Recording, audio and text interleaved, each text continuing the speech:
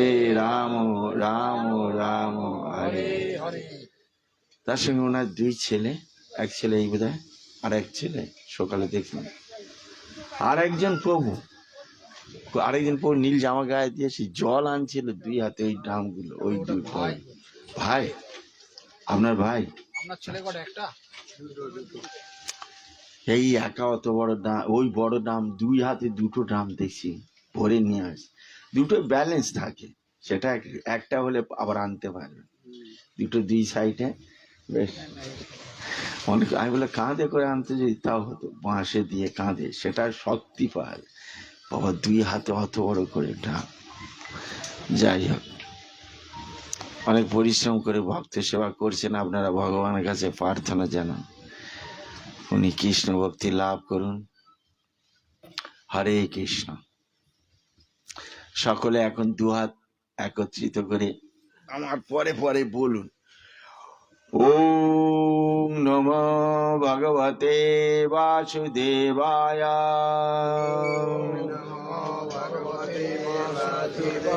ওম নমো ভগবতে বাসুদেবায়, ওম নমো ভগবতে বাসুদেবায়। নারায়ণং নমস্কৃত্যং নরং চৈব নরোত্তমং দেবীং সরস্বতীং ব্যাসং ততো জয়মুদীরয়ে। গিরিধারীকে বলুন সেই বোতল, জলের বোতলটা আর একটা বান্ডিল ক্যালেন্ডার নিয়ে আসতে, এরা সবাই তখন থাকবে না, আসার সময় ওই রাস্তায় ফোন করবে। নিত্যম ভাগবত সেবয়া ভাগবতের উত্তম শ্লোকে ভক্তির ভবতি নষ্টকি মুখং করোতি বাচালম অঙ্গুলঙ্ঘায়তে গিরিম যৎকৃপা তমহং বন্দে শ্রী গুরু দীনতারিণম পরমানন্দ মাধবম শ্রী চৈতন্য ঈশ্বরনম। নমোয়ং বিষ্ণু পাদায় কৃষ্ণবিষ্টায় ভূতলে শ্রীমতে জয় পতাকা স্বামিনীতি নামিনে। নমো আচার্য পাদায় নিতাই কৃপা প্রদায়িনে গৌর কথা ধামদায় নগর গ্রাম তারিণে। বাঞ্ছা কল্পতরুভ্যশ্চ কৃপা সিন্ধু এব চ পতিতানাং পাবনেভ্যো বৈষ্ণবেভ্যো নমো নমঃ। নমো মহাবদন্নায় কৃষ্ণ প্রেম প্রদায়তে কৃষ্ণায় কৃষ্ণ চৈতন্য নামনে গৌরতিষ্ঠে নমো নমঃ। হে কৃষ্ণ করুণা সিন্ধু দীনবন্ধু জগৎপতে গোপেশ গোপিকা কান্ত রাধাকান্ত নমস্তুতে। তপ্ত কাঞ্চন গৌরাঙ্গী রাধে বৃন্দাবনেশ্বরী বিশ্বভানুসুতে দেবী প্রণমামি হরিপ্রিয়ে। বৃন্দাবৈ তুলসী দেবৈ প্রিয়ায় কেশব সচ বিষ্ণু ভক্তি পদে দেবী সত্যবতৈ নমো নমঃ। জয় শ্রীকৃষ্ণ চৈতন্য প্রভু নিত্যানন্দ শ্রী অদ্বৈত গদাধর শিবাসাদি শ্রী গৌর ভক্ত বৃন্দ। হরে কৃষ্ণ কৃষ্ণ কৃষ্ণ হরে হরে, হরে রাম রাম রাম হরে হরে। প্রভু কয়ে কহিলাম এই মহামন্ত্র, ইহা গিয়া জপ সবে করিয়া নির্বন্ধ, ইহা হইতে সর্বসিদ্ধি হইবে সবার, সর্বক্ষণ বলইতে বিধি নাই আর। কি শয়নে কি ভোজনে কিবা জাগরণে, অহর্নিশি চিন্ত কৃষ্ণ বলহ বদনে। হরের নাম হরের নাম ঐব কেবলাম, কলৌ নাস্তে ভো নাস্তে ভো নাস্তে ভগতিরন্যথা। কলিযুগের ধর্ম হয় নাম সংকীর্তন, চারি যুগে চারি মন্ত্র জীবের কারণ। অতএব কলিযুগে হরে কৃষ্ণ মহামন্ত্র সার, অন্য কোন মন্ত্র কইলে নাহি হয় পার। শুধু ভক্তবৃন্দ সকলকে যথাযোগ্য দণ্ডবত প্রণাম স্নেহ ভালোবাসা শুভেচ্ছা জানিয়ে আজকের এই মধ্যাহ্নকালীন, আজ হচ্ছে কুবের উৎসব। কুবের উৎসব মানে বুঝেন? কুবের স্বর্গের কোষাধ্যক্ষ কুবের মহারাজ। আর এক কুবের নাম ছিল অদ্বৈত আচার্যের পিতৃদেবের নাম কুবের। আর মায়ের নাম কি? লাভাদেবী। মায়ের নাম লাভাদেবী আর পিতার নাম কুবের। গতকাল গিয়েছেন অদ্বৈত আচার্যের আবির্ভাব তিথি। তো অদ্বৈত আচার্য আবির্ভূত হয়েছিলেন গতকাল, আর আজকে তার পিতা নিশ্চয় কিছু না কিছু উৎসবাদি করেছিলেন বা দান ধ্যান করেছিলেন।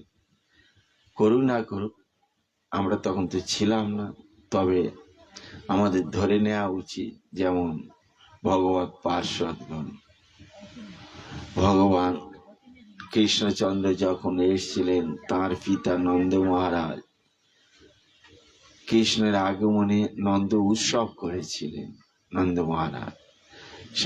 সেই রকম চৈতন্য মহাপ্রভুর পিতা জগন্নাথ মিশ্রের জগন্নাথ উৎসব বলা হয় মহাপুর আবির্ভাবের পরের দিন। এইরকম কুবের উৎসব অদ্বৈত আচার্যের আবির্ভাব পরের দিন তার পিতা কোনো উৎসব যদি করে রাখেন, না করলেও আমরা আজকের করছি নাকি, প্রভুজি করছে। আজকের কুবের উৎসব উপলক্ষে আপনারা সকলে এসেছেন। অদ্বৈত আচার্য হচ্ছেন আমাদের কৃষ্ণ প্রেম রূপ বৃক্ষের মূল শিকড়। মূল গাছের একটা মূল শিকড় থাকে, সেটাই, আর অনেকগুলি শাখা শিকড় থাকে। মূলের উপরে কাণ্ড বৃক্ষ দাঁড়িয়ে থাকে, আবার বৃক্ষের চারিধার থেকে ডালপালা, শাখা প্রশাখা। তাই অদ্বৈত আচার্য হচ্ছেন বৃক্ষের মূল, চৈতন্য বৃক্ষের। চৈতন্য মহাপ্রভু তার কাণ্ড, কাণ্ড মানে গুঁড়ি। নিত্যানন্দ, শ্রীবাস, গদাধর এনারা মূল শাখা বৃক্ষের।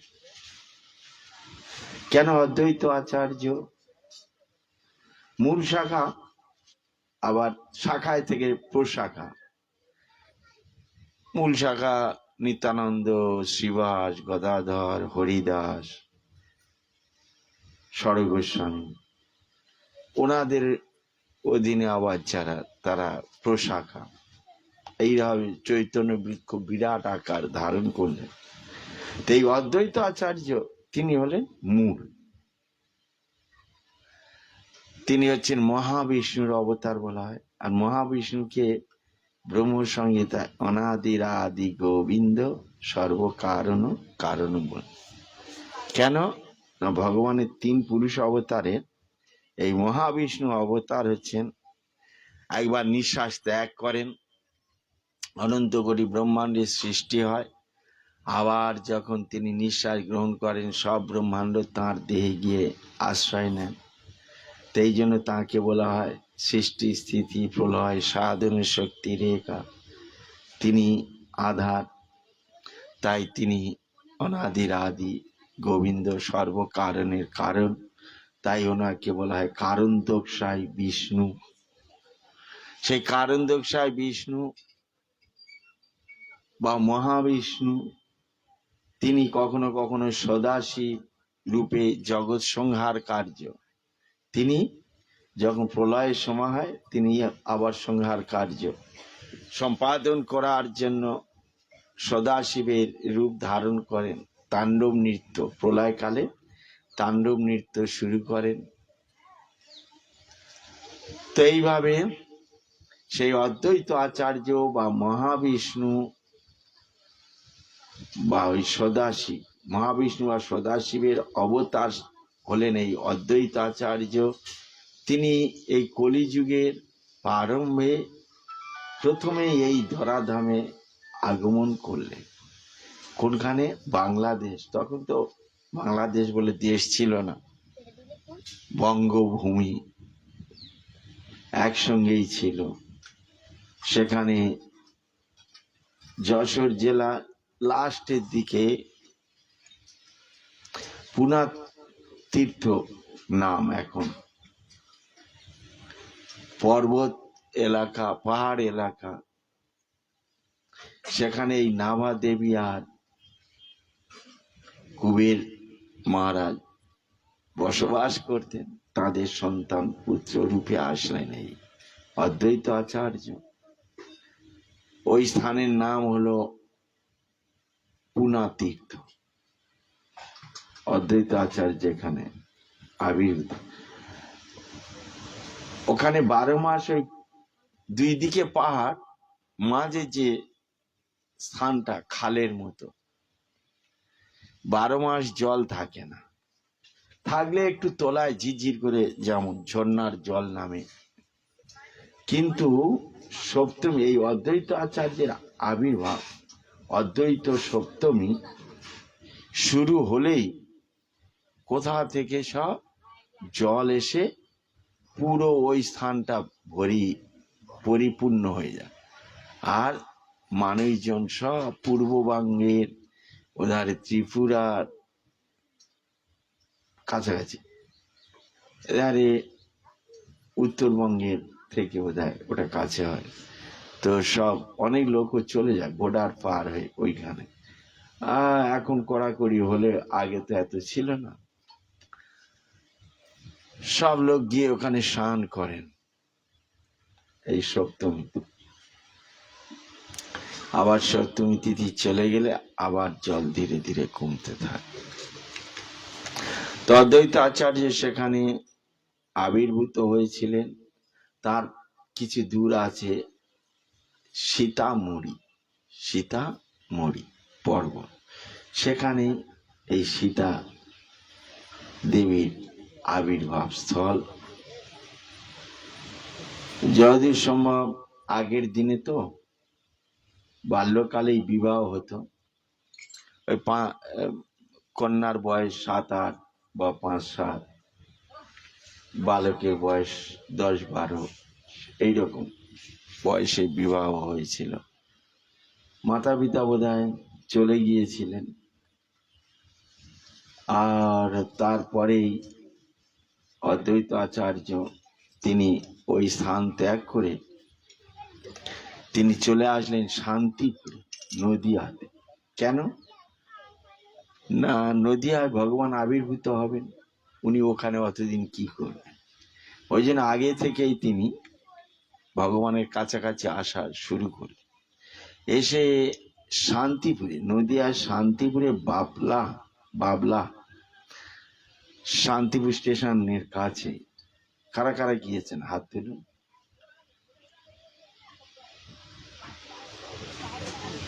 একই খরচা, এইবারে গেলে যাবেন, একই খরচায় আপনাদের হয়ে যাবে। ওই শান্তিপুর গিয়ে নামবেন, যাওয়ার সময় যেই যান, এখান থেকে শিয়ালদা থেকে শান্তিপুর নেমে বাবলা দর্শন করে আবার শান্তিপুর স্টেশনে এসে ওখানে ছোট ট্রেন ধরবেন, ধরলে কৃষ্ণনগর গিয়ে পৌঁছান। কৃষ্ণনগর থেকে যেমন মায়াপুর যান, আর নইলে মায়াপুর দিয়ে আসার সময় ওখানে বাস ধরে একদম শান্তিপুর বাবলার হাইওয়ে যে কলকাতাগামী বাসে শান্তিপুরে নেমে যাবেন, একদম বাবলাতে দর্শন করে ওখান থেকে স্টেশনে হেঁটে চলে যাবেন, 5-7 মিনিট লাগবে। আর ওখান থেকে ট্রেন ধরবেন, একদম শিয়ালদায় চলে আসবে। অবশ্যই যাওয়া উচিত সকলের, অদ্বৈত আচার্যের পাঠ দর্শন করা। আর যদি এই বছর পরিক্রমায় যাচ্ছেন, পরিক্রমার পরে থেকে যাবেন। যারা পরিক্রমায় যাচ্ছেন, যদি বাবলাতে যেতে চান, একাদশীর পরের দিন বাস চলে যায়, শত শত বাস মায়াপুরতে ছাড়ে, একটা বাসে উঠে পড়বেন, শান্তিপুরে উৎসব দর্শন করে আবার ওই বাসে করে ফিরে আসবেন সন্ধ্যা পর্যন্ত। সেও হবে। ওই দিন গেলে বিশেষ কৃপা লাভ হবে। অদ্বৈত আচার্যের গুরুদেব মাধবেন্দ্র পুরীপাদের আবির্ভাব তিথিতে ওই স্থানে অদ্বৈত আচার্য উৎসব করতেন, আর মহাপ্রভু নিত্যানন্দ প্রভু যেতেন, নিত্যানন্দ প্রভুর গুরুদেব। আর অদ্বৈত আচার্য আর মহাপ্রভুর গুরুদেবের গুরুদেব, মহাপ্রভুর দাদা গুরু। ওই আবির্ভাব তিথি দিনে মহাপ্রভু বললেন, এখানে যারা এসে এই উৎসবে যোগদান করবে, সে শারীরিক, আর্থিক, মানসিক যেইভাবে হোক সহযোগিতা করুক আর না করুক, উৎসব তো অনেক রকম ব্যাপার আছে, কিছু যদি না পারে কেউ ওখানে উপস্থিত হয়ে খালি ওখানে প্রসাদ খাবে, তাতেই বলছে সে কৃষ্ণ প্রেম লাভ।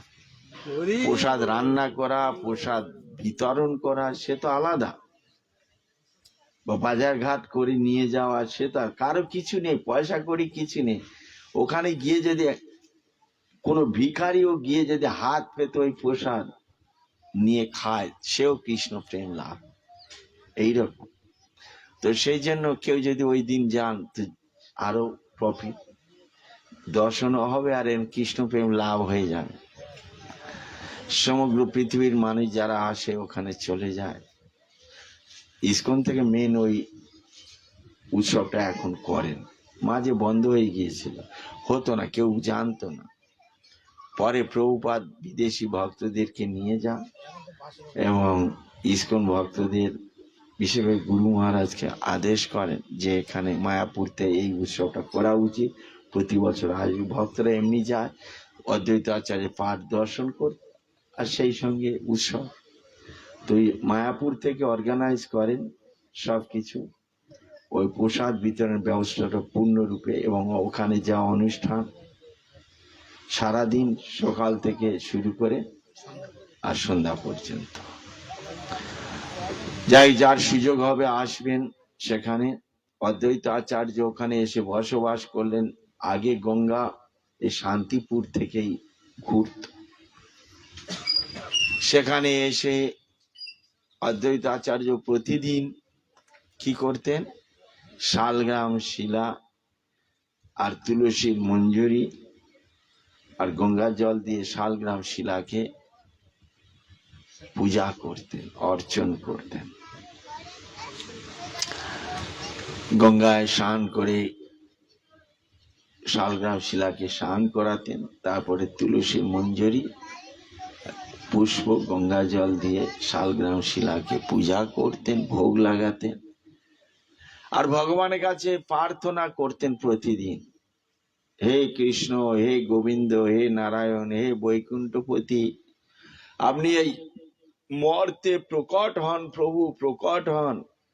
এই মর্তবাসী কলির জীব তারা তাদের জীবনকে কিভাবে অতিবাহিত করছেন তারা বুঝতে পারছে না।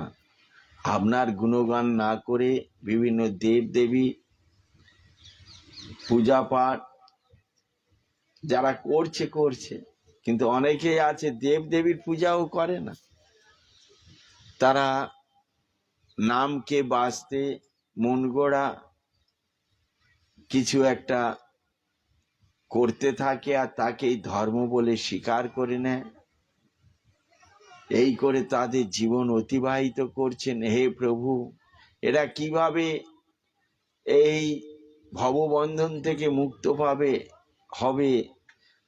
জন্ম মৃত্যু জরা ব্যাধির হাত থেকে মুক্তি লাভ করবে? হে প্রভু, আপনি দয়া করে এসে এই কলিহত জীবকে কৃষ্ণ প্রেম প্রদান করুন।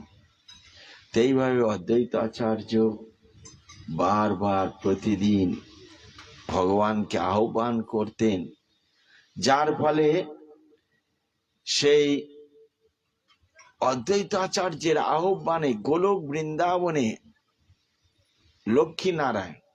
লক্ষ্মীনারায়ণের সিংহাসন, বৈকুণ্ঠে লক্ষ্মীনারায়ণের সিংহাসন টলতে থাকলো। ভগবান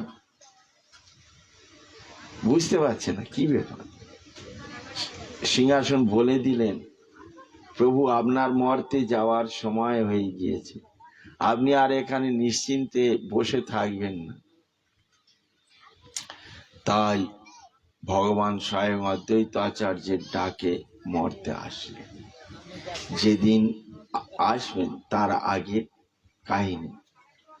একদিন অদ্বৈত আচার্য প্রতিদিনের ন্যায় শালগ্রাম শিলাকে স্নান করিয়ে তুলসী, মঞ্জরি, পুষ্প, গঙ্গা জল দিয়ে পূজা করে শালগ্রাম শিলাকে আবার গুটিয়ে ঝোলার মধ্যে নিয়েছেন।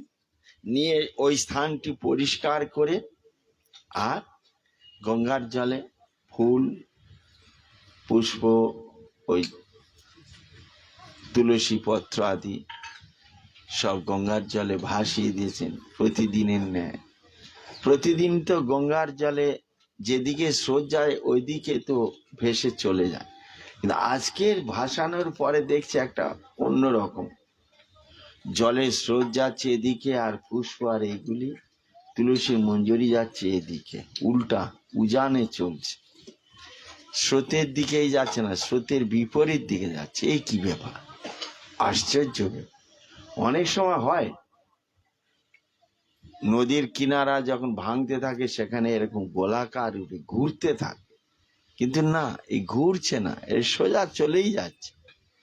অদ্বৈত আচার্য স্থির থাকতে পারলেন না, কি ব্যাপার, কত দূর যায় দেখা যাক। উনিও গঙ্গার পাড়ে পাড়ে হাঁটা শুরু করলেন। সেই শান্তিপুর থেকে মায়াপুর 30 বা 50 বা এরকম 45-50 কিলোমিটার। গঙ্গা তখন কিভাবে ছিল, যাই হোক, যত কিলোমিটার হোক, 20-30 কিলোমিটার তো হবে। কৃষ্ণনগর এমনি 30 কিলোমিটার, তবে এখন একটু রাস্তাটা এরকম ঘুরে যায়, তবে তো গঙ্গা সোজাসুজি থাকতে পারে। তো অদ্বৈত আচার্য সেই গঙ্গার পাড়ে পাড়ে হাঁটতে হাঁটতে ওই দৃশ্য দর্শন করতে করতে আগাতে থাকলেন। এসে উপস্থিত হলেন মায়াপুরে। সেই সময় সচিমাতা গঙ্গাতে গিয়ে স্নান করে আর গঙ্গার জলে গলা বুড়িয়ে আঁচল পেতে প্রার্থনা করছে। আর এই পুষ্প, তুলসী, মঞ্জরি গিয়ে ওই সচিমাতার আঁচলে প্রবেশ করবে। আর যেই সচিমাতার ওই আঁচলে প্রবেশ করেছেন, অমনি অদ্বৈত আচার্য হরি বল, হরি বল, হরি বল বলে আনন্দ করতে থাকে। সচিমাতা বললেন, কি ব্যাপার, হঠাৎ অদ্বৈত আচার্য এখানে উপস্থিত হয়ে হরিধ্বনি। সচিমাতা কোলে তুলসী আর পুষ্প গিয়ে উঠেছে দেখেই অদ্বৈত আচার্য বললেন, হে মাতা, আপনি অত্যন্ত সৌভাগ্যবতী, আপনি ভগবানের কৃপা লাভ করেছেন, এটি আপনি নিয়ে যান, ধারণ করুন। তাই বলে অদ্বৈত আচার্য সচিমাতাকে তার ভাগ্যের উদয় হয়েছে সেটি জানিয়ে দিলেন। আর অদ্বৈত আচার্য খোঁজ খবর নিতে থাকলেন কবে প্রভুর আগমন হবেন। যথা সময়ে ফাল্গুনী পূর্ণিমা 1407 শকাব্দে। সেদিন ছিল পূর্ণিমা তিথি, পূর্ণচন্দ্র উপলক্ষে চন্দ্রগ্রহণ হয়েছিল। আর চন্দ্রগ্রহণ উপলক্ষে ভারতবর্ষে এইরকম রীতি আছে এখনো পর্যন্ত, যে গ্রহণে পবিত্র নদ নদীতে স্নান করে আর আরাধ্য দেবদের আরাধনা, গীতা ভাগবত বেদের শ্লোক আদি উচ্চারণ করা, সমস্ত পৃথিবীর যত পবিত্র নদ নদী ছিল সেখানে যারা বসবাস করতেন, এই চন্দ্রগ্রহণ উপলক্ষে সবাই আপন আপন সন্নিকটস্থ পবিত্র নদীতে স্নান করে আর আপন আপন ইষ্ট দেবের নাম মন্ত্র আদি প্রার্থনা আদি তারা করতে থাকলেন। আর ঠিক সেই সময় এই মর্তবাসীর প্রার্থনায় সাড়া দিয়ে স্বয়ং ভগবান শ্রীকৃষ্ণচন্দ্র তিনি গৌরচন্দ্র রূপে আবির্ভূত হলেন এই নদিয়া নগরে। বহু কোটি চন্দ্র যিনি বদন উজ্জ্বল। কৃষ্ণদাস কবিরাজ গোস্বামী তিনি চৈতন্য চরিতামৃত গ্রন্থে বলছেন যে মহাপ্রভুর বদন কমল বহু কোটি চন্দ্রের ন্যায় উজ্জ্বল উদ্ভাসিত। বহু কোটি চন্দ্র যখন 1-2 কোটি হলে হতো, 2-এর অধিক হলে বহু হয়ে যায়। তো বহু কোটি চন্দ্র যখন এই মর্তে আবির্ভূত হয়েছেন, তখন একটাই চন্দ্র গগনের, তার সেই পূর্ণিমার স্নিগ্ধ কিরণ ম্লান হয়ে গিয়েছে।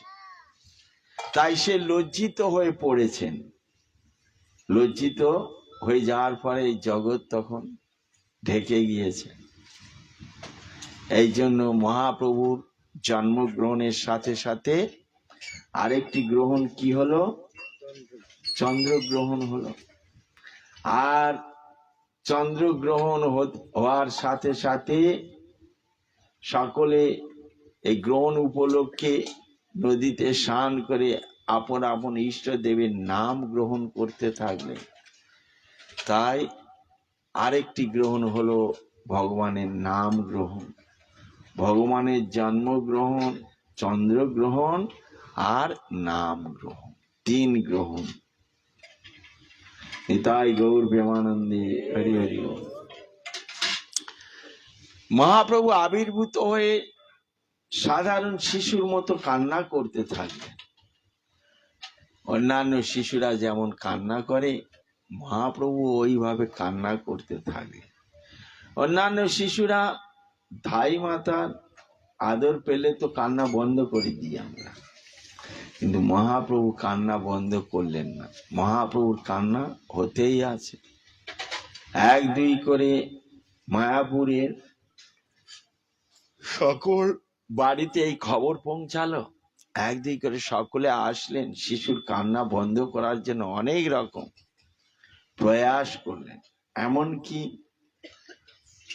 ভোর হতে না হতে অদ্বৈত পত্নী সীতা ঠাকুরানী তিনি যখন অদ্বৈত আচার্যের মুখে ইতিপূর্বে তো জানতেন যে ভগবান ওখানে আবির্ভূত হবেন, তাই তিনি আবির্ভূত হয়েছেন এবং কান্না থামছে না শুনে শিশুর মঙ্গল কামনা করে মঙ্গল দ্রব্য, লাল ঘুমসি, তারপরে কি সিঁদুর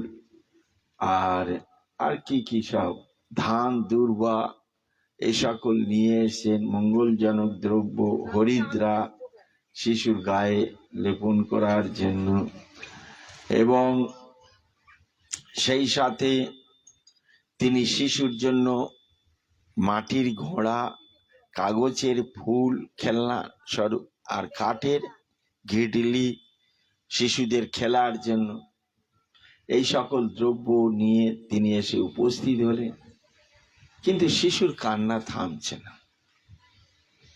সকল মায়েরা চিন্তাগ্রস্ত হয়ে পড়লেন, কি হবে? সদ্যজাত শিশু এভাবে যদি কান্না করতে থাকে তাহলে নাড়ি ফুলে তো মারা যাবে। আর ইতিপূর্বে শচী মায়ের 8টি কন্যা জন্মগ্রহণ করে মারা গিয়েছে। একটাই পুত্র বিশ্বরূপ, আর এই আরেকটি সন্তান, সে হয়েই কান্না শুনে এ তো কতক্ষণ বাঁচবে, নাড়ি ফুলে মারা যাবে দোমাট। এই আশঙ্কায় সকলে ভগবানের কাছে প্রার্থনা করতে থাকলেন, হে কৃষ্ণ, হে গোবিন্দ, হে মুকুন্দ, হে বিপদ ভঞ্জন মধুসূদন, হে নারায়ণ, আপনি কৃপা করুন, আমাদের শিশু নিমাইয়ের কান্না বন্ধ করুন। এই বলে প্রার্থনা করলেন। আর নিমাই এই সকল নাম শুনে সে ধীরে ধীরে কান্না বন্ধ করে দিচ্ছে। যেই নিমাই আর কাঁদছে না দেখছে, সকল মায়েরা আনন্দিত, হরি বল হরি বল, হে কৃষ্ণ, হে গোবিন্দ, হে নারায়ণ, আপনি আমাদের প্রার্থনা শুনেছেন, আমাদের কৃপা করেছেন, শিশু কান্না তো বন্ধ করে দিয়েছে। সকলকে ধন্যবাদ জানালেন। সকলে যে যা মানত করেছিলেন যে আমাদের শিশু কান্না বন্ধ করে দিলে এই দেব, ওই দেব, সেই দেব, পূজা দেব, সত্যনারায়ণের সিন্নি দেব। আগের দিনে সিন্নি হতেছে, এখনো হয়, শিরুনি দেব। সকলে তারা মনস্কামনা করবে, তারা চিন্তা করে থাকলেন যে ভগবান সত্যি এত দয়ালু, সঙ্গে সঙ্গে আমাদের প্রার্থনা শুনেছেন আর শিশু কান্না বন্ধ করে দিয়ে ধন্যবাদ জানালেন। ধন্যবাদ জানানো হয়ে গেছে, মনস্থির হয়ে গেছে কে কবে মানত চুকাবে, এইসব গল্প আবার শুরু হয়ে গেছে। আর কেউ ভগবানের নাম উচ্চারণ করছে না দেখে নিমাই আবার কান্না শুরু করে দিয়েছে। নিমাই চিন্তা করলে, বারে আমি তোমাদেরকে হরিনাম করানোর জন্য এত কষ্ট করলাম, আর আমি যখন কান্না বন্ধ করে দিলাম তুমি ওরা হরিনাম বন্ধ করে দিলে। তাই নিমাই আবার কান্না শুরু। আবার মায়েরা সকলে ভগবানের কাছে ওই প্রার্থনা করেন, কৃষ্ণ গোবিন্দ নারায়ণ। যতবার বন্ধ করেন নিমাই ততবার কান্না শুরু করেন। অবশেষে তারা জানতে পারলেন এই শিশু একটা সাধারণ শিশু নয়, এই শিশু ভগবানের নাম শুনলে এ খুশি থাকে। তাই মায়েরা সকলে কি করলেন, পালা করে করে শচী মায়ের কাছে বসে হাতে তালি দিয়ে হরে কৃষ্ণ কৃষ্ণ কৃষ্ণ হরে হরে, হরে রাম রাম রাম হরে হরে। মহাপ্রভু এখন খুব খুশি, এত খুশি হয়েছে 2 হাত পা উপরের দিকে। বাচ্চারা খুশি হলে যেমন হাত পা নাড়াতে থাকে,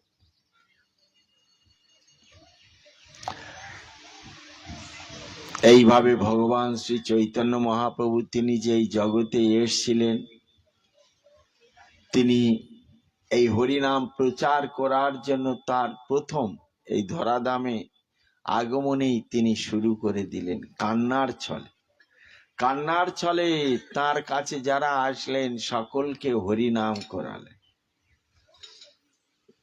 অদ্বৈত আচার্য আর শান্তিপুরে বেশি থাকেন না, বেশিরভাগ এখানেই থাকেন। শিশু নিমাইকে সব দিন দর্শন করতে আসেন, একটু হরিনাম শোনান। ধীরে ধীরে নিমাই বড় হতে থাকলেন। নিমাই এখন পাঠশালায় পড়াশোনা ভালোই অগ্রগতি লাভ করেছেন। অদ্বৈত আচার্য নিমাইয়ের সঙ্গ দিচ্ছেন। অদ্বৈত আচার্যের সঙ্গে জগন্নাথ মিশ্রের খুব ঘনিষ্ঠতা, ঘন ঘন আসা যাওয়ায় অদ্বৈত আচার্য মহাপ্রভুকে সব দিন দর্শন করতে আসতেন। ইতিমধ্যে জগন্নাথ মিশ্র পরলোক গমন করেছেন। নিমাই যদিও হরিনাম গ্রামবাসীদেরকে নিয়ে নাম কীর্তন করেন, সকলে প্রায় জানেন নিমাই খুব ধর্মপরায়ণ।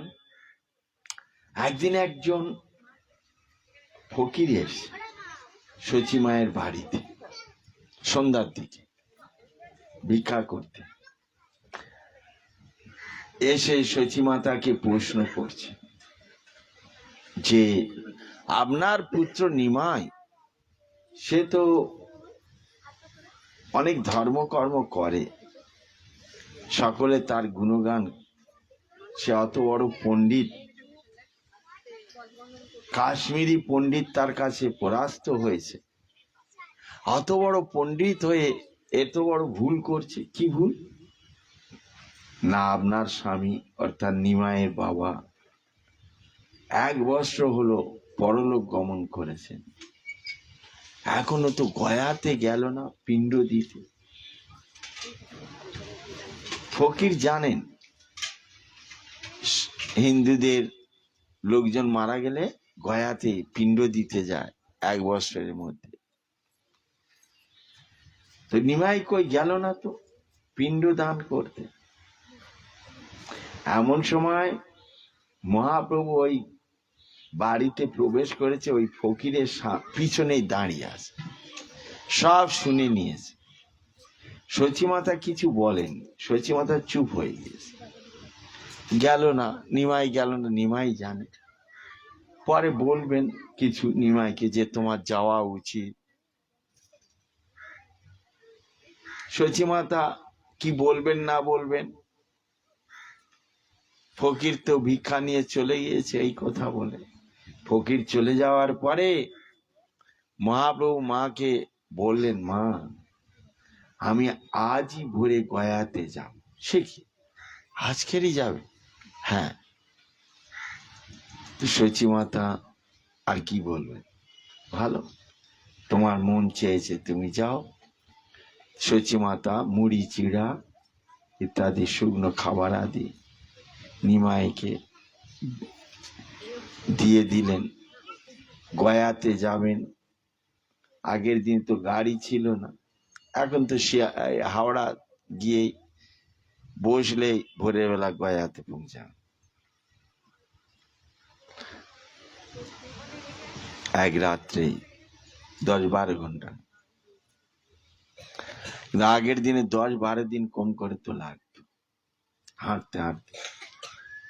তো নদিয়া থেকে যাবে সোজা গঙ্গা পার ধরে কোথায় থেকে যাবে, তখন হাঁটা রাস্তা তো অন্য ছিল। মহাপ্রভু গয়াতে গেলেন, পিতৃদেবের পিণ্ড দান করলেন বিষ্ণুর পাদ পদ্মে। আর সেখানে ঈশ্বরপুরী পাদের সঙ্গে তাঁর সাক্ষাৎ হল। ঈশ্বরপুরীকে ধন্য করিলেন শ্রী চৈতন্য। মহাপ্রভু ঈশ্বরপুরী পাদের কাছ থেকে নাম মালা গ্রহণ করলেন, হরিনাম করার অনুমোদন পেলেন। তার আদেশ অনুসারে মহাপ্রভু হরিনাম করতেন। আর এখানে এই গানটা লিখেছেন বোধহয় ভক্তি বিনোদ ঠাকুর। তিনি এই গানের মধ্যে বলছেন, ঈশ্বরপুরীকে ধন্য করিলেন শ্রী চৈতন্য, জগৎগুরু গৌর মহাপ্রভু। ঈশ্বরপুরী মহাপ্রভুকে মন্ত্র দিলেন। তিনি মহাপ্রভুকে ধন্য করলেন না মহাপ্রভু আবার তাকে কি করে ধন্য কেন বললেন না, মহাপ্রভু হচ্ছেন ভগবান। তাই সেই ভগবান এখানে এক ভক্তের কাছ থেকে দীক্ষা নিয়ে তার নামকে গুরু বলে স্বীকার করে তার নামকে উজ্জ্বল করিয়েছেন। এই জন্য উল্টে লেখক লিখছেন, ঈশ্বরপুরীকে ধন্য করিলেন শ্রী চৈতন্য জগৎগুরু গৌর মহাপ্রভু। ঈশ্বরপুরী পাদের কাছ থেকে দীক্ষা গ্রহণ করে মহাপ্রভু হরিনাম নদিয়ায় সর্বত্র প্রচার করতে থাকলেন। এখন একটু প্রচারের মাত্রা বেড়ে গিয়েছে, আর মহাপ্রভু অন্য কোনো পড়াশোনা তো বন্ধ হয়ে গিয়েছে, নিজে একটা টোল খুলেছে। টোলে কে আসবে না আসবে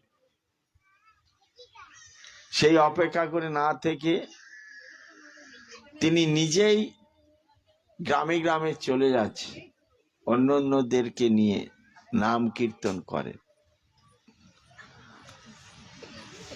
এইরকম নাম কীর্তন শুরু করলেন যে পাড়া প্রতিবাসী তারা আর স্থির থাকতে পারছে, যারা ভালো লাগছে মহাপ্রভুর দলে যোগ দিচ্ছে, আর যাদের মহাপ্রভুকে সহ্য হচ্ছে না মহাপ্রভুর কার্যকলাপ, তারা একটু জোরে পুড়ে মরছে। তারা গিয়ে কাজীর কাছে নালিশ জানাচ্ছেন। মহাপ্রভু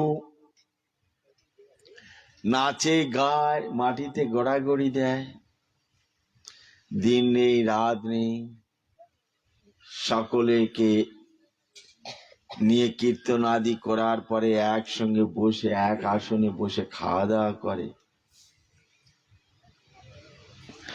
পাড়ার লোকেরা যারা এটা পছন্দ করে না তারা বলতে থাকবে, এই ছেলেটা ছিল ভালো, ছেলেটা আগে ছিল ভালো, ওর বাপটা মারা যাওয়ার পর থেকে ছেলেটা কেমন যেন হয়েছে, যেমন হয়েছিল হয়েছে। আর এই যে গয়ায় গেল বাপের পিণ্ড দান করতে, পিণ্ড দান করে আসার পরে ভাবান্ত, দিন নেই রাত নেই, ধেই ধেই করে নাচে গায়, কখনো মাটিতে গড়াগড়ি যায়, কান্না করে। ছেলেটা কি পাগল হয়ে গেল? কেউ কেউ বলা বলি যারা ভালোবাসে সে তারা কেউ কেউ বা নিরপেক্ষ ব্যক্তিরা তারা বলতে লাগলো, এই ছেলেটা কি পাগল হয়ে গেল? আর যারা সহ্য করতে পারছে না তারা বলছে, হ্যাঁ এ আমাদের জাত পাত কিছু মানে না, আমরা ব্রাহ্মণ, ব্রাহ্মণদের একটা সম্মান আছে, এই ছোট লোক হাড়ি মুচিদের নিয়ে নাচে গায় আর তাদের নিয়ে এক আসনে বসে খাওয়া দাওয়া করে, আমাদের মান সম্মান আর কিছু থাকলো না, জাত পাতের কোনো বিচার নেই, সব উচ্ছনে গেল। তারা সহ্য করতে না পেরে কাজীর কাছে নালিশ করল। কাজীর কাছে তো ইতিপূর্বে অনেক নালিশ গিয়েছে, স্বধর্মীরা কয়েকবার কাজীর রাজপ্রাসাদে গিয়ে তাদের ভাব ব্যক্ত করেছে। কাজী তো রাজপ্রাসাদে বসে আছে, একদিন এক মৌলবী চলে গিয়েছে, হরি বল হরি, হরি বল হরি, হরি বল হরি। কাজী রেখে গিয়েছে, ভাই এসব কি হচ্ছে এখানে, তুমি বিধর্মীদের নাম গান হরিবোল হরিবোল করছো, মুসলমান হয়ে হিন্দুদের দেবতার নাম করছো, হরিবোল হরিবোল। আরে কি হলো তোমার, শুনতে পাচ্ছ? কি বলবো হুজুর, ওই যে একদল কীর্তনিয়ারা যাচ্ছিল আর আমি ওদের তাচ্ছিল্য করে বললাম, দিনের বেলা হরি হরি, রাতে করো ধনচুর, আর সেই থেকে আমার মুখে সবসময় হরি বল হরি বল। কি জানি, আমি তো বলতে চাই না, বলতে ইচ্ছা নেই, আমার মুখ থেকে যেন হল হল গল গল করে বার হয়ে আসে। এই পাগল হয়ে গিয়েছে, এই যাও ওকে নিয়ে বার করে দাও বলে কাজী। ওকে কাজী চিন্তা করছে আর কি হলো, নিমায়ের আর একজন হরে কৃষ্ণ হরে কৃষ্ণ, কি ব্যাপার না, আমি ওদেরকে বললাম হে এরা লুকিয়ে লুকিয়ে মদ খায়, নইলে এত নাচে কিভাবে, হ্যাঁ সারাদিন নাম গান করে, কারো বাড়ি খাটে না, রোজগার করে না, তাহলে এদের পেট চলে কি? নিশ্চয় এরা রাতে করে চুরি করতে যায় আর এই দিনের বেলা মদ খায়, খেয়ে এইরকম নৃত্য করে, নইলে এত শক্তি পায় কোথায়? আর কোথা থেকে এই কথা বলা মাত্রই কোথা থেকে একটা আগুনের উল্কা এসে আমার মুখে পড়লেই দেখুন হুজুর আমার মুখটুক জ্বলে গেল। আর ওরা তখন সকলে মিলে এসে আমাকে ধরে হরে কৃষ্ণ বলে আমাকে ফুফা দিতে থাকলো, আমাকে সুস্থ করে দিল। আর সেই থেকে আমার মুখেও এই হরে কৃষ্ণ ছাড়া আর কিছুই আসে। তো কাজী এইসব ঘটনা শুনে সেও তো চিন্তাগ্রস্ত, তার মধ্যে কি করবেন। কাজী যদি এরকম অন্য ধর্মের উপরে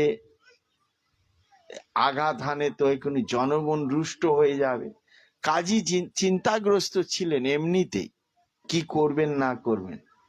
তার মধ্যে একদল পণ্ডিতরা গিয়ে যখন মহাপ্রভুর নামে কাজীর কাছে এইবারে নালিশ করলেন যে হুজুর, আপনি আমাদের শাসনকর্তা, আপনি এই নবদ্বীপের কি শাসক, আপনার অধীনে আমরা সকলেই বাস করি।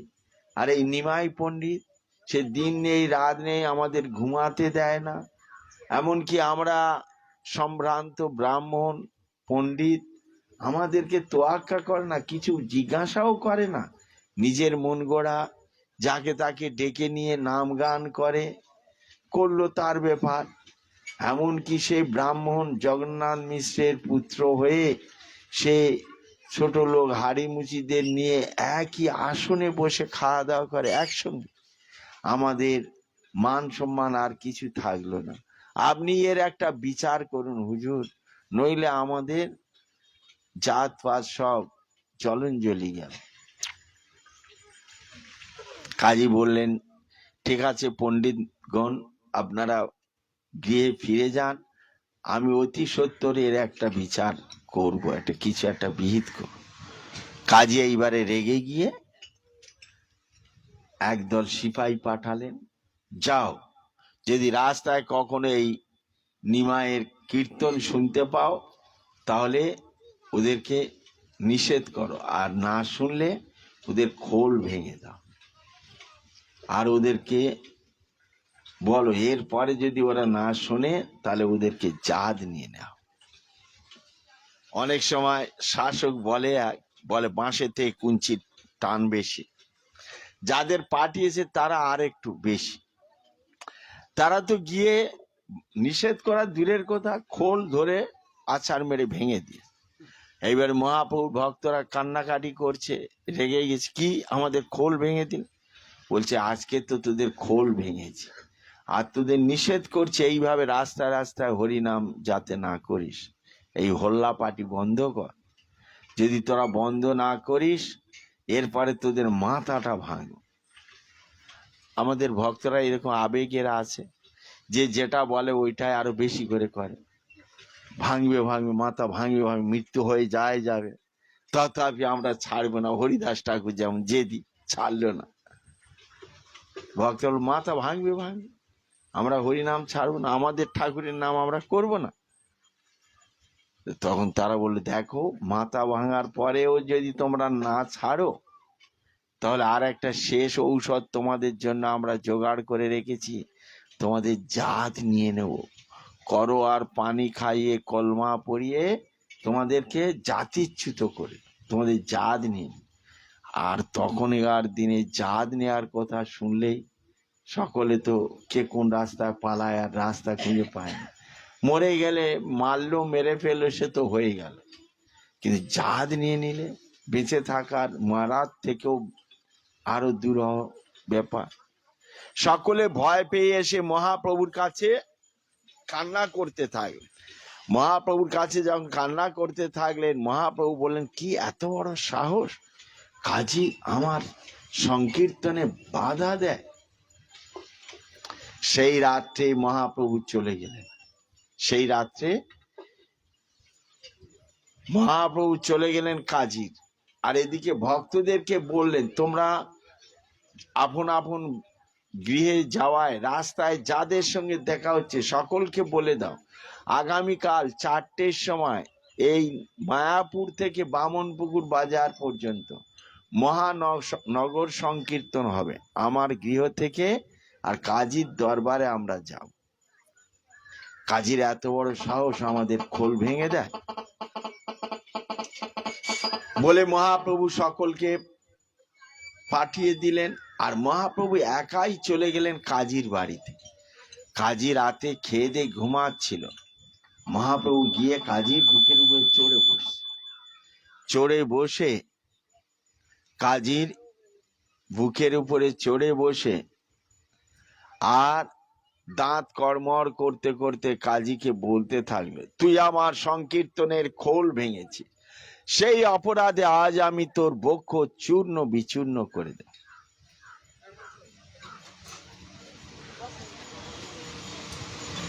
ওটা তো মোবাইল রেখেছিল, কোঁ কোঁ করছিল, ওখানে সাউন্ড কমালে কি?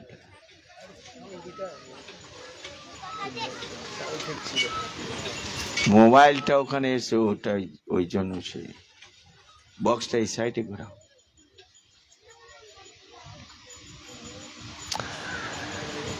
তো সেই অপরাধে বেসেনটা, সেই অপরাধে আমি তোকে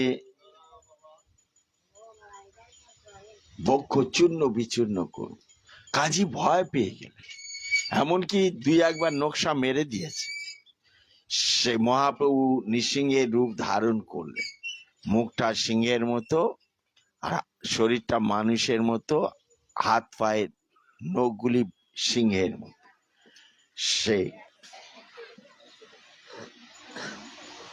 চাঁদ কাজীর যখন দুই একবার থাবা মেরেছে, সে ভয়ে হাত জোর করে কান্না করতে হলো, আমাকে প্রাণ ভিক্ষা দিন, আমাকে প্রাণ ভিক্ষা দিন, আমি আর কখনো এইরকম কাজ করব না, আপনার সংকীর্তনে বাধা দেব না।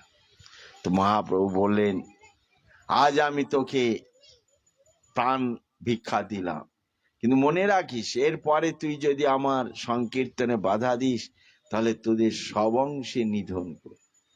কাজী বললেন, আমি কখনো আর তোমার এই সংকীর্তনে বাধা দেব না।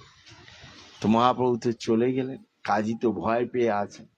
আর পরদিন আবার যখন সমস্ত লোকজন মশাল নিয়ে, প্রত্যেকের হাতে একটা করে মশাল,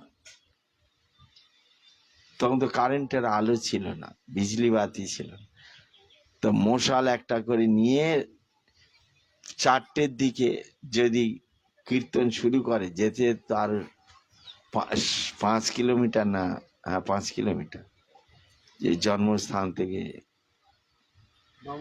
বামনপুকুর, কাজীর দরবার আবার ভিতরে একটু, তো রাত্রি হয়ে যাবে, আবার তাদের ফিরতে হবে, সেজন্য লাইটের, তখন মনে হচ্ছে টর্চও আবিষ্কার হয়নি, তখন টর্চও আবিষ্কার হয়নি, তা অন্ধকারে ফিরবে, সবাই লাইট নিয়ে গিয়েছে, মশাল জেলে। কাজী তো ভয় পেয়ে গেছে, কাজীর বাড়িটা কিসের ছিল ভগবান জানে, টিন অ্যালভেস্টার হবে, তখন তো 7 পড়া বাড়ি ছিল, ডিজাইন ভালো ছিল, ঘেরাঘুরি, আর অন্য পাড়ার সকলে তো খড়ের ঘর ছিল, যদি একটু আগুন সংযোগ হয়ে যায় তাহলে কি অবস্থা হয়। সকলে ভয় পেয়ে গিয়েছে, কাজীর পাড়ার লোক সহ কাজী ঘরের দরজা দিয়ে বসে আছে, আর মহাপ্রভু গিয়ে চিৎকার চেঁচামেচি শুরু করে দিয়েছে ভক্তরা। অবশেষে কাজীর কোনো আওয়াজ না পেয়ে মহাপ্রভু ভক্তদের ইঙ্গিত করলেন, যাও তোমরা কাজীর বাগানে চলে যাও, বাগান বাড়িতে গিয়ে বিশ্রাম করো, আমি কাজীর সঙ্গে কথা বলছি। তো পরে মহাপ্রভু বললেন, কাজী সাহেব এখানে কোনো ভক্তরা আর নেই, সকলে চলে গিয়েছে, আপনি দরজা খুলুন, আপনার সঙ্গে আমাদের কিছু কথা আছে। কাজী সাহেব ভয়ে ভয়ে এসে দরজা খুললেন। মহাপ্রভু বললেন, দরজা খুলে কাজী সাহেব মহাপ্রভুকে বললেন যে, নিমাই, গ্রাম সম্পর্কে লীলাম্বর চক্রবর্তী আমার চাচা, আর সেই সম্পর্কে তোমার মা শচী দেবী, তিনি হচ্ছেন আমার ভগ্নী, আর সেই ভগ্নীর পুত্র তুমি, সন্তান তুমি, তার মানে তুমি আমার ভাগ্নে। গ্রাম সম্পর্কে এরকম প্রবাদ আছে যে নিজের নিকটস্থ সম্বন্ধ থেকে গ্রাম সম্বন্ধকে বড় বলে মানে। তাই তুমি আমার ভাগ্নে, ভাগ্নে হয়ে মামার উপরে এরকম রাগ করে? মহাপ্রভু বললেন, দেখুন কাজী সাহেব,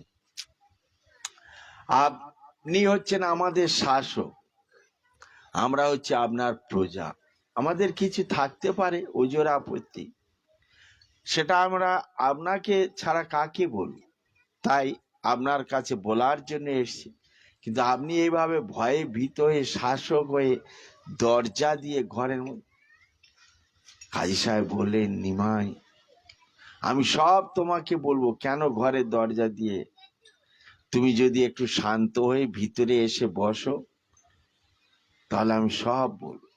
বলছে, না, ভিতরে যেতে হবে না, আপনি এখানেই বলুন, এই যে দুজন আমার সঙ্গে আছে এ আমার অত্যন্ত আপন ব্যক্তি, আপনি কি বলতে চান বলুন। বলে, আমি দরজা তো এই জন্য দিলাম, যেদিন আমি তোমার কীর্তনের খোল ভেঙেছিলাম সেই দিন রাতে তুমি আমার ঘরে এসেছিলে, আমার বক্ষের উপরে চড়ে বসে দাঁত কড়মড় করতে করতে আমার প্রাণ নাশ করতে চেয়েছিলে। এই দেখো, এখন আমার বক্ষে তা তোমার সে হাতের 5টা নখের চিহ্ন রয়েছে। আমি তো প্রাণ ভিক্ষা চেয়েছিলাম, তাই তুমি গর্জন করতে করতে আমার প্রাণ ভিক্ষা দিলে, আর বললে যে আবার যদি আমার সংকীর্তনে বাধা দিস তাহলে আমাদের সব অংশে নিধন কর। এ তো গেল কালকে রাতের কাহিনী, আবার আজকের আপনি এসছেন এতগুলি লোকজন নিয়ে, তো আমি তো ভয় পাওয়ার কথা, সেজন্য আমি ভয় পেয়ে দরজা দিয়েছি। মহাপ্রভু বললেন, আপনি ভয় পাবেন না, আপনি আমাকে অভয় দেন, তাহলে আমি 2-1টা কথা আপনাকে বলতে চাই। তো কাজী সাহেব বললেন, কি কথা বলতে চাও বলো না। মহাপ্রভু বললেন যে গাভী আমাদের দুগ্ধ দান করেন, তাই তিনি হচ্ছেন মাতা, আর বলদ নাঙ্গল টানেন, নাঙ্গল বয়, মাটি উসল করে, মাঠে ফসল উৎপন্ন করে, তাই তিনি হলেন আমাদের পিতা। আপনারা সেই মাতা আর পিতাকে হত্যা করেন, এটা আপনাদের কি রকম ধর্ম? কাজী একটু চুপ হয়ে গেলেন, কি বলবেন, নিজেকে শান্ত করে কাজী বললেন, দেখো নিমাই, আমি কোরআন আর পুরাণ দুটোই পড়েছি। কোরআনে এবং পুরাণে দুটি মার্গের একই কথা বলা হয়েছে। কি একই কথা? দুটি মার্গের কথা বলা হয়েছে, একটা নিবৃত্তি মার্গ আর একটা প্রবৃত্তি মার্গ। নিবৃত্তি মার্গে জীব হিংসা বা হত্যা নিষেধ আছে, কিন্তু প্রবৃত্তি মার্গে হত্যা অনুমোদন করা হয়েছে। তাই তো তোমাদের বেদে আছে, পুরাকালে মুনি ঋষিরা গোমেদ অশ্বমেধ যজ্ঞ করতেন। বড় বড় মুনি ঋষিরা তারা এই সকল যজ্ঞে ওই সকল প্রাণীদেরকে আহুতি দিতেন। মহাপ্রভু বললেন, আপনি ঠিকই বলেছেন, সেই সকল মুনি ঋষিদের সেই রকম ক্ষমতা ছিল, তারা শুধু গোমেদ অশ্বমেধ যজ্ঞ নয়, নরমেধ যজ্ঞ করত। আর সেই যজ্ঞে নর থেকে শুরু করে পশু পাখি যাকেই আহুতি দিতেন, সেই আহুতি প্রাণীটি হয় জোড়া, বৃদ্ধ, অসুস্থ, রোগাগ্রস্ত, তাকে সেই অগ্নিতে আহুতি দিয়ে তাকে সম্পূর্ণ সুস্থ করতেন, আর একটা নব যৌবন সম্পন্ন শরীর দান করতেন। পুরাকালে মুনি ঋষিদের এরূপ শক্তি ছিল, তাই তারা তাদেরকে এই যজ্ঞে আহুতি দিতেন। কিন্তু আপনারা কেবল তো হত্যা করেন, প্রাণ তো দান করতে পারেন না কারো। জিয়াইতে নারো কেবল বধ মাত্র করো। যারা জীবন দান দিতে পারেন না তাদের হত্যা করার অধিকার কে দিয়েছে? একটা জীবন দান দিতে পারেন না, অথচ আর একটা জীবন নষ্ট করেন। এটা কার কার আদেশে আপনারা এরকম কাজ করেন? কাজী সাহেব চুপ হয়ে গেলেন। কাজী বললেন, দেখো নিমাই, তুমি ঠিকই বলেছ। আমাদের শাস্ত্রে কিছু কিছু মানে ভ্রান্তি সিদ্ধান্ত দেওয়া হয়েছে। তোমার যে সিদ্ধান্ত সেটি ঠিক, কিন্তু আমি যেহেতু এই অঞ্চলের শাসক, জনগণের সুবিধা অসুবিধার জন্য এরূপ আদেশ আমাকে অনুমোদন করতে হয়, তাই এটি কখনো কখনো আমাকে স্বীকার করে নিতে হয়। তবে আজ থেকে আমি তোমার কাছে প্রতিশ্রুতিবদ্ধ হচ্ছি যে আমি যতদিন এই শাসক রূপে এইখানে বর্তমান থাকব, ততদিন আমার রাজ্যে কেউ যদি এই সকল কর্ম করেন, গোহত্যা আর হরিনামে বাধা, তাহলে তাকে রাজ্যচ্যুত করব। আমার বংশের কেউ যদি এই কাজে লিপ্ত হন, তাহলে তাকে বংশচ্যুত করব। আমার জাতির কেউ হলে জাতিচ্যুত করব। আর আমি যতদিন বেঁচে থাকবো, আপনার এই হরিনামে বাধা আর গোহত্যা হতে দেব না। সেই থেকে কাজী সাহেব মহাপ্রভুর ভক্ত হয়ে গেলেন। এমনকি মহাপ্রভু থাকাকালীন নদিয়াতে কাজী সাহেব দেহ ত্যাগ করলেন। মহাপ্রভু নিজ হাতে কাজীর সমাধিস্থ করলেন। যেহেতু কাজী সে এই সকল কর্ম সকলকে করতে নিষেধ করলেন, আর সে মহাপ্রভুর আদেশ অনুসারে চলতে থাকলেন, জীবনযাপন করতে থাকলেন, তাই অন্যেরা তাকে আর গুরুত্ব দিলেন না।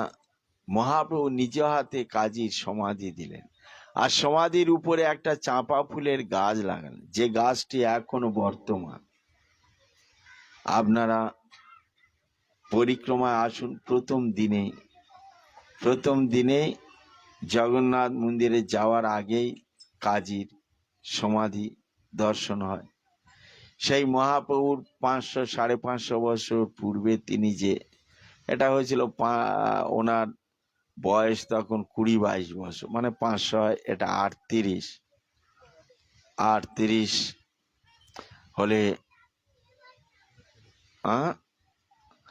কয় বছর হবে?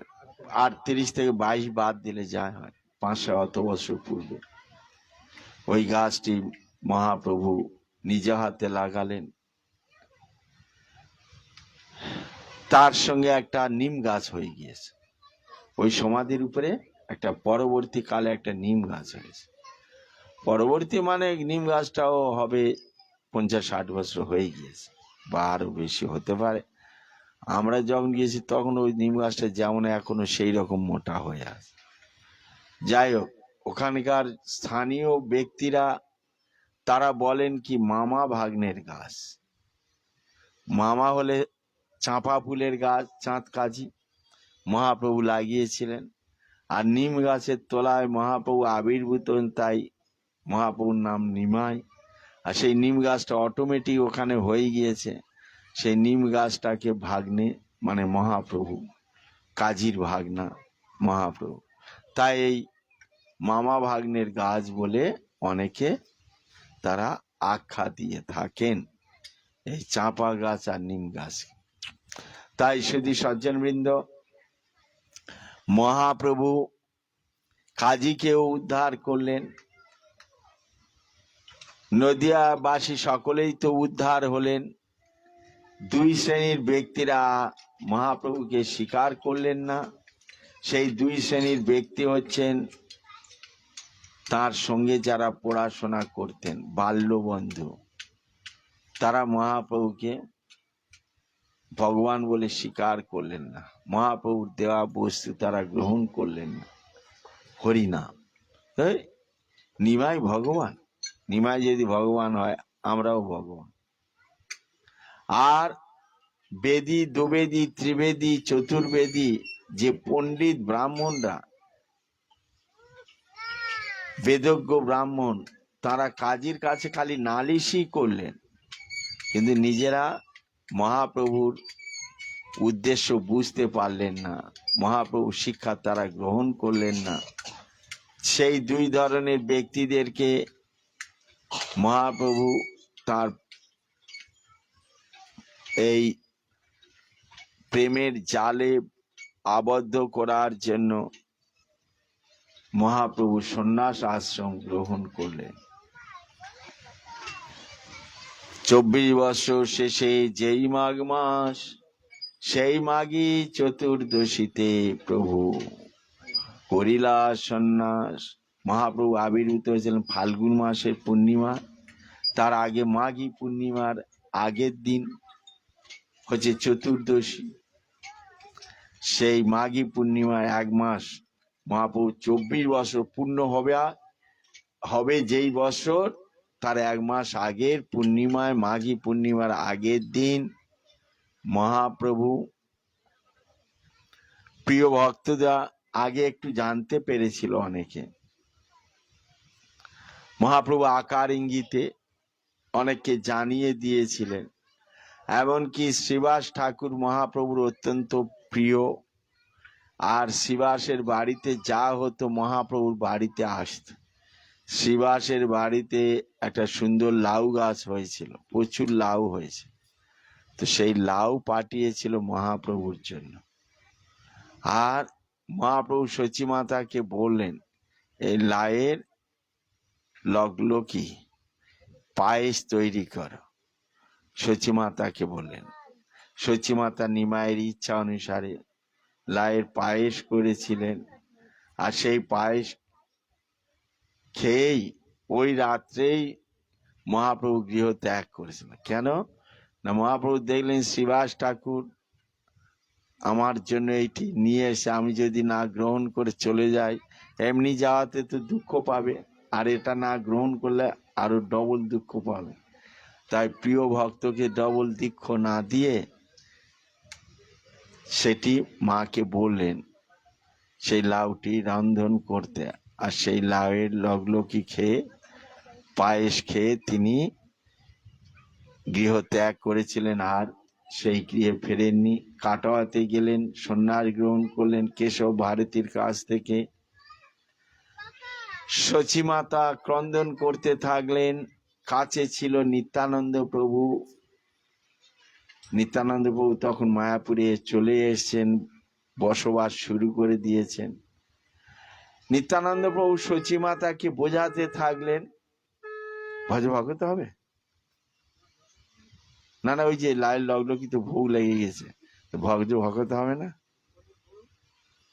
নাকি? আমি তো অত খেয়াল করিনি যে ভোগ লেগে গেছে, তাহলে ওখানে বন্ধ করে দিতাম, ওই পর্যন্ত থাক। যশোমতী হবে, আচ্ছা যশোমতী হবে, তাহলে ভোগ লেগে গিয়ে যখন মহাপ্রভু খাওয়া হয়ে গিয়েছে যখন, এখন আরতিটা হোক। আচ্ছা ঠিক আছে, এখন যশোমতী হবে, এখন যশোমতী হবে। যশোমতী নন্দন ব্রজবর নাগর। মহাপ্রভু সন্ন্যাস নিয়ে ভারতবর্ষ 6 বছর ভ্রমণ করলেন, করে ভারতবাসীকে আহ্বান করলেন, ভারত ভূমিতে মনুষ্য জন্ম হইল যার, জন্ম সার্থক করি করো পরম। জন্ম সার্থক কি? নাচো গাও ভক্ত সঙ্গে কর সংকীর্তন, বড়ই মধুর মহাপ্রভুর বচন। মানব জন্ম তখন সার্থক হবে যখন ভক্ত সঙ্গে সাধু সঙ্গে কৃষ্ণ নাম এই মাত্র চাই, সংসার জিনিতে আর কোনো বস্তু নাই। সেই কৃষ্ণ নাম মহাপ্রভুর প্রদত্ত হরিনাম, ভক্ত সঙ্গে নাচো গাও। তো এখন যশোমতী নন্দন কীর্তন হবে, সকলে উঠে দাঁড়াবেন, নিত্য কীর্তন করবেন এবং মহাপ্রভুর কৃপা আশীর্বাদ লাভ করবেন। নিতাই গৌর প্রেমানন্দে হরি হরি।